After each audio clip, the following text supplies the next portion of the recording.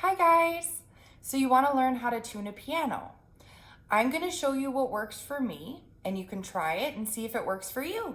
Let's get started.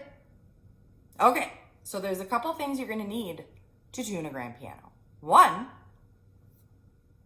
a tuning lever. You can get these at piano supply stores. Take a look. You also need a couple of these. These are tuning mutes used to mute the strings so you can tune one at a time. The other thing you'll need is an app or a machine that tells you the pitch. I use Cyber Ear. I love it, but it's pretty pricey. So if you're just starting out, maybe start with a cheaper app. They'll work. It'll work fine. But this one's awesome. It accounts for equal temperament, which is kind of how we tune, you know what I mean? If you've never seen a piano, you kind of need to know what the notes are so that you can tune. So I'm going to show you what each note is on the piano. If you know your alphabet, you'll be able to figure out what the keys are pretty easy. So between these three black keys, between the top two, we have A. And then we have B and C, D, E, F, G, and it starts over at A again. A, B, C, D, E, F, G. A, B, C, D, E, F, G. A, B, C, D, E, F, G. A, B, C, D, E, F, G. A, B, C, D, E, F, G. A, B, C, D, E, F, G. A, B, C, D, E, F, G. Memorize the alphabet. A, B, C, D, E, F, G. So you probably noticed there's some black keys in between the white keys. For the purposes of Cyber Ear, the app that I use, we're going to call them sharps. So if we have A, and we go up to the next black key, A sharp, B, C, C sharp, D, D sharp, E, F, F sharp, G, G sharp, and back to A. We have octaves on the piano, and each octave has a number behind the letter. So if we start at the very base of the piano, there's an A. And on my tuning app, we call that A0. Then if you go up to the next A, A1, A2, A3, A4, same with all the other letters. So when you're looking at the tuning app, the number after the letter corresponds with what octave you are at on the piano. Are you guys having fun? I'm having so much fun. I love pianos and music. You don't have to play piano to tune a piano. You need to know what the notes are and you need to be able to hear the beats. And there you go. And maybe if you don't know how to play piano, it'll inspire you to play. Okay, so there are around 230 strings on each piano. And we need to tune every single one. So I'm going to show you, I start on A3, remember that corresponds to the octave when I tune. So if I push A3, I see the hammer hit the strings. And I'm going to mute off the two outside strings with these tuning mutes I told you about. And I'm going to tune the middle string first. Now, when I go to a new piano, I check all of the A's to see where we're at, to see how flat or how sharp the piano is when I walk up to it. If it is 20 cents or less off, we do not need a pitch raise. And I've heard different theories on that, but that's what I go by. So I'm going to show you what it looks like when I check all of the A's. Now, some people use an iPad. I use my phone for the tuner app because I can just move it around easier. And I like having it right by me. So if you look on the app, you kind of see like a green circle flashing in and out. When I press A, you see that it changes. It comes more by the pitch. It goes more to the pitch. Okay, so that's not too far off. It's almost in the center. That's not so bad. Now, if you swipe to the right, I'm going to check the next A up. Ooh, that doesn't sound very good, but it's a little bit flat. Let's check the next one. Okay, so they're not too far off. And when you look on here, it shows 40 cents flat, 100 cents. It's not even close to that. So we are good. Okay, perfect pitch is 440. Because this piano is not too far off, we are going to tune it to perfect pitch. If it were very flat or very sharp, we might not be able to do that. We might have to tune it a little flat or a little sharp so that it will stay, because the strings are going to want to move after we tune it. Okay, so I'm going to go back by swiping. I'm going to go back to A3, and I start on A3. And when I tune, I go up chromatically, which means white key, black key, white key, black key, unless there's two white keys next to each other. And I go all the way up the piano. And then I go all the way down, starting one note below A3, which is G sharp 3. All right, so I'm going to tune this middle string. So I have my tuning lever, I put it over the pin that corresponds with that string, and I'm going to tune it to this cyber tuner. So when I have it in the right position, the cyber tuner should color in the circle. So let's try this. This is the middle note now.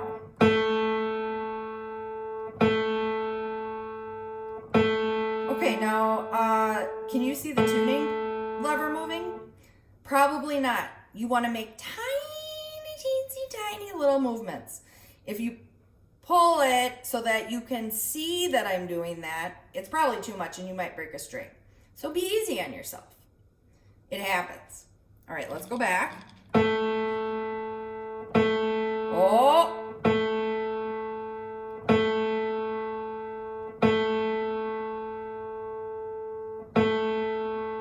Good job, me. Woo! Okay, so you probably didn't notice this moving very much. I was moving it, but just a teeny weeny bit. A, B, C, D, E, F, G. A, B, C, D, E, F, G. A, B, C, D, E, F, G. So the middle string is tuned. Now I'm going to move the mute to the next note up. And now I have left the right string of this A exposed for everyone. We need to tune that string. This is where you're going to do it by ear. We're going to tune this string to the middle string. So we tune counterclockwise to make it more flat, and we tune it clockwise to make it more sharp. So let's see what it sounds like. Now I'm going to make it a little more obvious. Did you hear that? We don't want that. So now I'm going to bring it a little sharp until I don't hear that anymore. And sometimes strings, especially on the treble end, if they're really old, they make their own wah wah wah sound. And I call them ghost beats. I don't know if anybody else does, but they're like ghost beats because you can't make them go away. And you have to learn to differentiate the moving beat, the wah wah wah wah wah, and the one that doesn't stop. So let's tune this one to the middle string.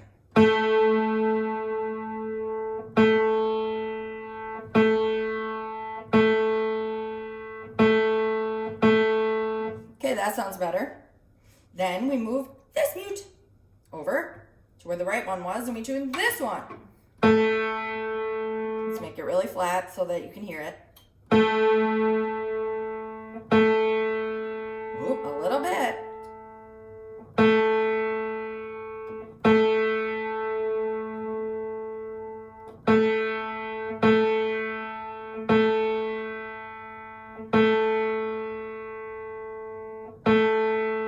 That's better. So then if we take this mute out, check it. Much better. We have tuned the A, so you're going to go all the way up the piano and then all the way down the piano until the whole piano's done. Okay, so some things I wish I would have known when I started. I read a manual and practiced on my students' pianos. Anyway, the beats, the wah, wah, wah, wah, in the middle of the piano, they are pretty even. They're pretty medium tempo. In the lower end of the piano, they're slower, so they're easier to hear. And in the high end of the piano, they're super fast. So, and if you notice in the high end, there's no dampers because the strings are way shorter and the note does not ring out as long. So when you're tuning, you need to hit those keys over and over and over and over and over and over. I like dancing, can you tell? so that you can keep hearing the beats and moving the tuning lever. So let's try that. Okay, up here we're going to tune A sharp, way up here. If you listen closely, this note has a little bit of those ghost beats, the wah wah wah on its own. And how can I tell? It's one string is playing right now and I hear the beats. Okay, so here we go. That's on tune. Now I'm going to move the tuning mute over to the next string. Let's see if we can hear these. They're a lot faster. I'm going to make it pretty obvious.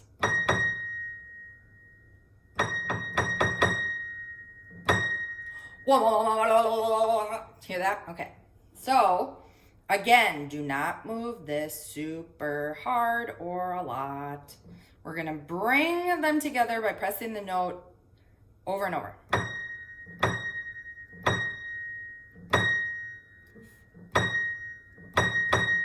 Okay, so that's not exact, but hear how I'm pressing it over and over?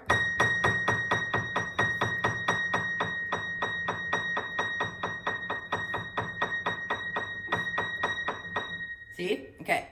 So that's what you want to do so that you can get them in tune in the treble section. Now we'll take a look at the bass. A, B, C, D, E, F, G. A, B, C, D, E, F, G. A, B, C, D, E, F, G. A, B, C, D, E, F, G. If you notice down here, there are 2 strings, not 3. What is happening? Okay, so we have 2 strings for some of the bass and only 1 string for other parts in the bass. So I'm going to show you what those beats sound when they're together. So we have an F sharp in the bass, F sharp in the bass. Let's try that. Tuning it to Cyber Tuner. I'll put it up here. What just happened?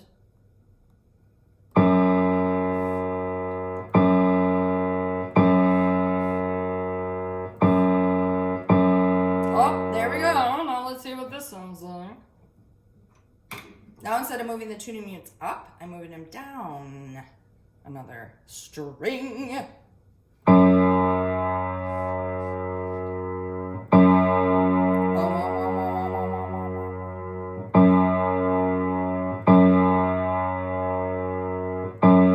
how it's getting closer? All right, you guys can do this. Believe in yourself. Woo! Okay, you guys, when I first tuned a piano, it took me like 3 hours. It was insane. Do not get down on yourself, whether you're doing this gonna do this for a profession or your own piano or whatnot. It takes practice. So if you have pianos you can practice on, I really recommend it. It's so much fun and it gets so much faster. Once you get used to tuning, you will start tuning a piano at, say, a customer's house or a new place, and you will know the feel of the piano. You'll start tuning and go, oh, this is one that has tight tuning pins, or they have loose tuning pins, or it's a certain feel, or different brands have a feel. So you will get used to all different kinds of pianos. Again, be easy on yourself. You might break a string or 2, but hey, it's good practice. I did, and then I learned how to change strings. Oh my God, you guys, I forgot one thing. When you are done tuning the piano, check your work. Go back through the tuner app. I start on A0 and I go chromatically up the piano and make sure everything is still a colored in circle. If it's not, tweak it, tune it. When I started, there was probably like a billion keys that were off. But as you get used to it, there'll be just a couple. Thank you! It's Jenna the Tuner Show. Tuner time. I've got rhythm. I've got money. I've got pianos. Who could ask for anything more? Have a fabulous day.